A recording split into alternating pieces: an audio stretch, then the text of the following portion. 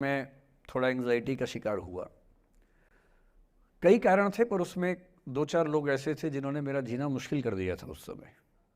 मतलब उन्होंने कर दिया, मैंने करवा भी लिया। अब तो मैं करवाता ही नहीं, तब मैंने करवा लिया था। अजीब किस्म के लोग पीछे पड़ के रात दिन 24 घंटे तनाव देते रहना बिना किसी बात के, कोई वजह भी नहीं थी ऐसी। मैं बड़ा परेशान रहा। फिर बाद में परिस्थितियां बदल गई, मैं ठीक हो गया, मेरी स्थितियां ज़्यादा बेहतर हो गई। तो उन दिनों मैंने एक रहीम का दोहा पढ़ा, वो मेरे जीवन का उसूल बन गया। उसके बाद से एक दो बार मेरे मन में आया कि मैं भी दुश्मनी कर लूं और दिखा दूं, और मेरे पास ताकत उनसे ज़्यादा थी उस समय भी, आज भी है। पर अगर मैं किसी के उकसाने पे उसके जैसा हो गया तो जीता तो वही। जब मैं ही नहीं रहा तो फिर तो कोई और लड़ रहा है, मैं रहा ही नहीं, वो जीत जाएगा। मेरी असली कश्मकश ये थी कि बिना उसके जैसा हुए इस चीज़ से बाहर निकलना है। ये कुछ कुछ वैसे कि आप सड़क पे जा रहे हैं, कीचड़ में सूअर लोटा हुआ है, उछल उछल लौट रहा है, आपके सफ़ेद कमीज पे छींटा पड़ गया। अब दो ऑप्शंस हैं, या तो हिसाब बराबर करने के लिए उतर जाइए, उसको आप कैसे गंदा करोगे, वो तो पहले ही मस्त है उसी गंदगी में, उसका तो स्वभाव है। आपका एक छींटा है, आप पूरी कमीज गंदी कर लेंगे वहाँ जाके। तो सबसे अच्छा क्या है, वहाँ से निकल जाना, लेट गो कर देना। तो मैंने रहीम का एक दोहा अपना सार बना लिया। रहीमन ओछे नरन सो बैर भली ना प्रीति। रहीमन ओछे किस्म के लोगों से ना बैर अच्छा है ना प्यार अच्छा है। काटे चाटे श्वान के दुह भांति विपरीति। कुत्ता काटे तो दिक्कत, कुत्ता चाटे तो दिक्कत।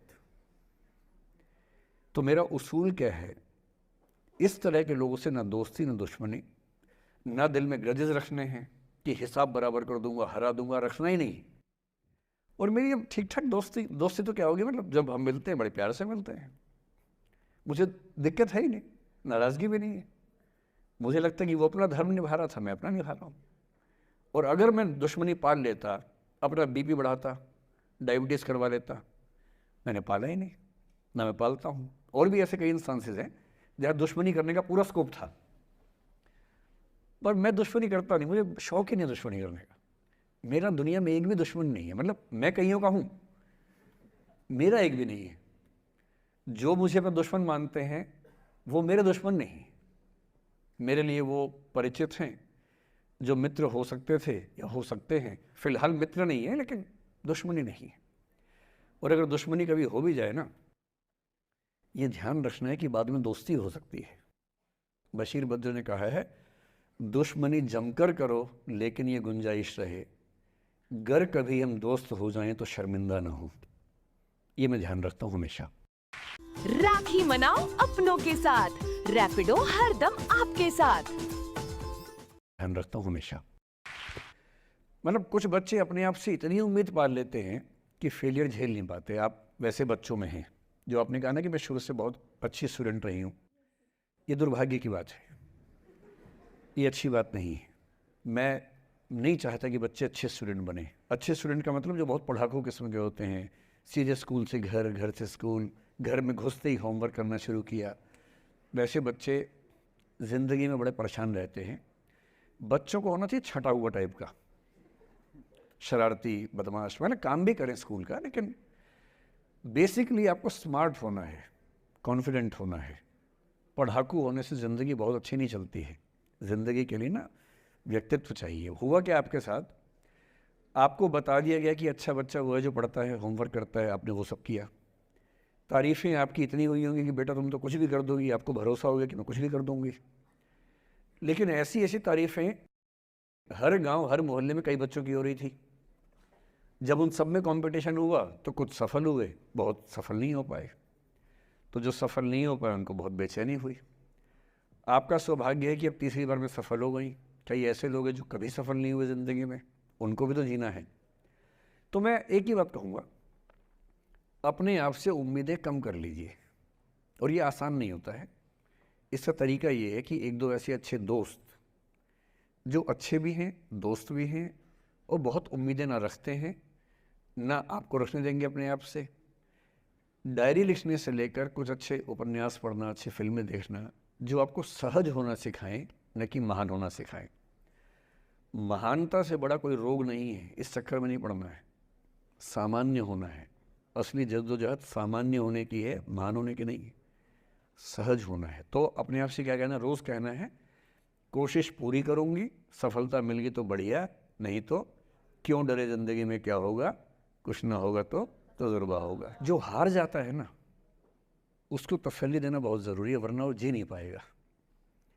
और पराजित व्यक्ति को तसल्ली देने के लिए सबसे अच्छा शब्द है नसीब, भाग्य, नियति। बहुत ज़रूरी है।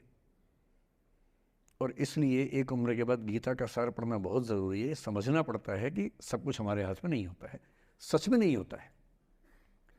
पर इसका मतलब ये भी नहीं है कि सब कुछ किसी और के हाथ में होता है। अगर ऐसा होता तो बिना मेहनत करने वाले आईएएस बन जाते या कुछ भी बन जाते। ये हो सकता है कि आईएएस बनने के एग्ज़ाम में 10 ने मेहनत की, उनमें से 8 का हुआ, 2 का नहीं हुआ। पर ये नहीं हो सकता कि एक आदमी ने मेहनत नहीं की तो उसका आईएएस हो गया। बिना मेहनत के तो नसीब भी नहीं मिलने वाला है। इसलिए ये मान लीजिए कि कुछ ना कुछ चीज़ें हमारे कंट्रोल में नहीं हैं, लेकिन जितना कंट्रोल में है उस पर पूरी ताकत लगाएंगे, पूरा डिसिप्लिन रखेंगे, तो हम अपनी किस्मत सबसे अच्छी लिख पाएंगे। सबसे अच्छी मतलब बाकियों से नहीं, मेरी जितनी अच्छी हो सकती है उतनी अच्छी लिख पाएंगे। और इसलिए अगर आपको लगे कि मैं नहीं कर पाऊंगी कोई काम, तो उसको गिव अप ही कहते हैं। लेट गो का मतलब तब होता है जब आप मन भर चुका है, अब उसकी ज़रूरत महसूस नहीं हो रही। जैसे आईएएस बनने की कोशिश कर रहे हैं, नहीं बन पाए, तैयारी छोड़ दी, गिव अप है। बन गए, नौकरी की, मज़ा नहीं आया, छोड़ दिया, ये लेट गो है। लेट गो करने के लिए पहले हासिल करना पड़ता है, या हासिल होने से पहले उस मनोभूमि पर पहुंचना पड़ता है जहां हासिल होने का सुख आपने महसूस कर लिया और उसमें मज़ा नहीं आया, ठीक ही है, औसत है, तब छोड़ दिया। इसलिए आपकी उम्र को शोभा नहीं देता कि हम नसीब की बात करें, ये शोभा देता है मेरी उम्र को। तो 30-40 के बाद नसीब, भाग्य, नियति चलेगा। फिलहाल कर्म पे भरोसा कीजिए, मेहनत, डिसिप्लिन, और मोटिवेशन से ज़्यादा महत्वपूर्ण है डिसिप्लिन, ध्यान रखिएगा। मोटिवेशन का ग्राफ ऐसा होता है, फिर ऐसे नीचे आता है धीरे धीरे। डिसिप्लिन ऐसे रहता है, और डिसिप्लिन वाला व्यक्ति हमेशा मोटिवेशन वाले व्यक्ति से ज़्यादा सफल होगा, ये मान के चलिए। सबसे अच्छा क्या है, मोटिवेशन विद डिसिप्लिन। तो कोशिश कीजिए कि नसीब पे ना छोड़िए, अपने भरोसे कीजिए। और एक आध बार प्राइज़ जीत भी लिया उनके हाथों से। अब वो हमारी वरिष्ठ साथी हैं, करीब 30 साल से हम लोग परिचित हैं। मतलब मैं तो परिचित हूँ, वो तो ध्यान नहीं रखती होंगी, लेकिन मैं तो शुरू से ध्यान रखता हूँ। दूसरा शुक्रिया इस उड़ान सोसाइटी का। मैं जब पिछली बार आया था, समय की थोड़ी सी कमी रहती है, तो जब मुझे पता लगा कि हंसराज कॉलेज से 2 सोसाइटीज़ एक साथ अप्रोच कर रही है, तो मैंने दोनों बच्चों को एक साथ बुलाया एक बार अपने पास। पलक भी थी उसमें, और मैंने दोनों से निवेदन किया कि भाई एक ही बार कर लो, एक ही प्रोग्राम के पीछे दोनों बैनर लगा देना, मैं एक बार आके दोनों काम कर लूँगा। पर इन दोनों में वहाँ पर ठीक ठाक जोर आजमाइश हुई, और अंत में तय हुआ कि 2 ही बार आना होगा।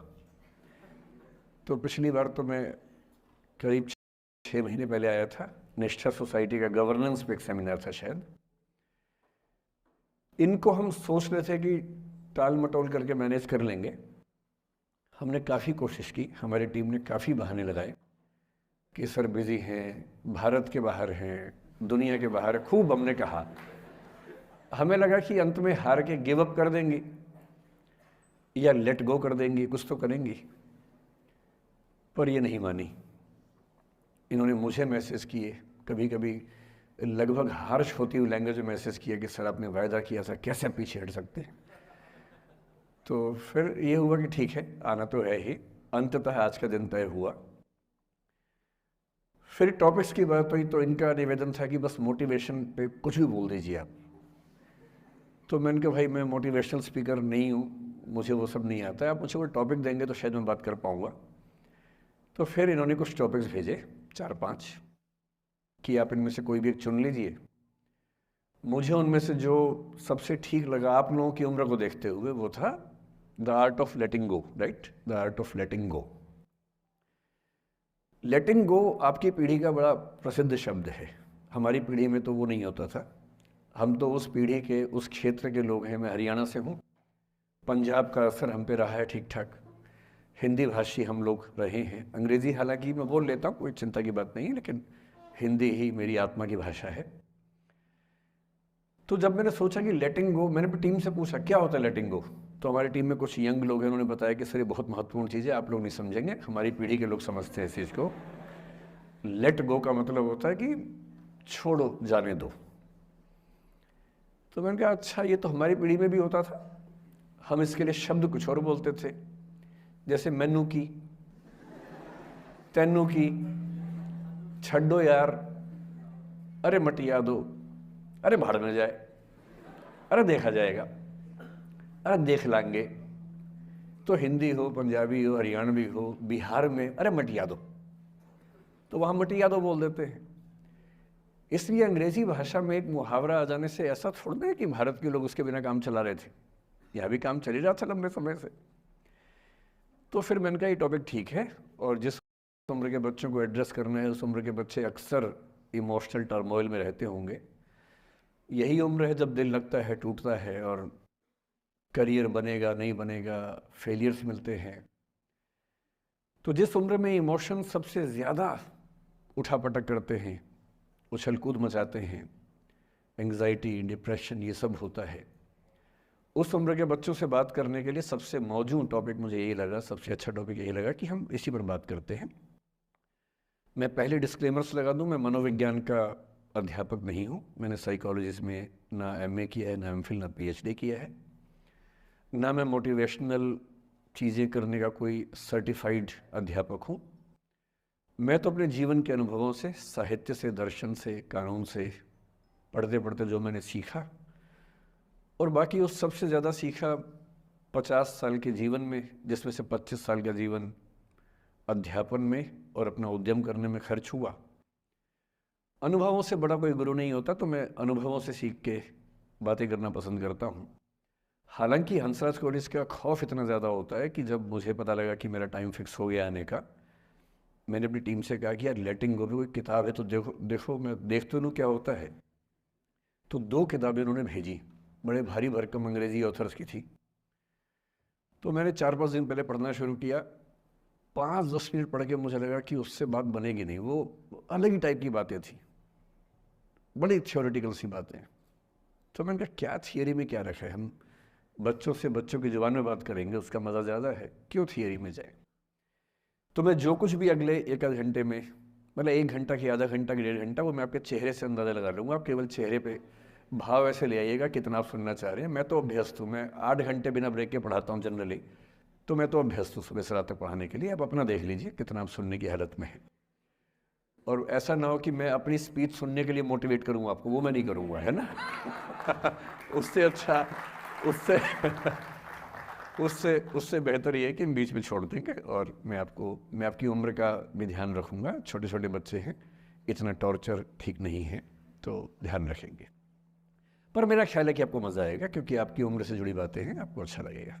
मैं सबसे पहले 2 शब्दों में अंतर स्पष्ट करना चाहता हूँ। एक शब्द है गिव अप करना।